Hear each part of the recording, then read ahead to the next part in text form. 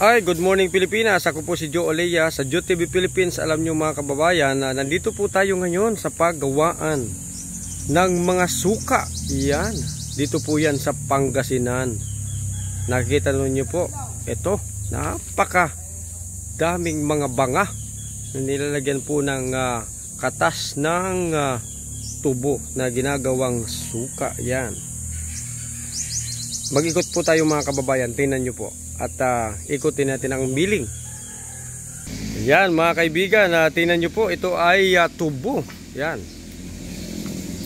Ito pong tubo ay minimiling. At yan, dami po mga tubo mga kababayan. Tingnan nyo, ito po ang milling. At yan, ito po ang milling nitong tubo na kung saan ay kinukuha ang katas at nagiging o ginagawang suka, ika nga mga kababayan. Ayan. Ganito po pala ang milling nito. Kasi ngayon lang po ako nakakita ng ganitong klase. Ayan. Yan naman po ay yan po ang pinagtanggalan ng mga katas ng tubo mga kaibigan. Okay?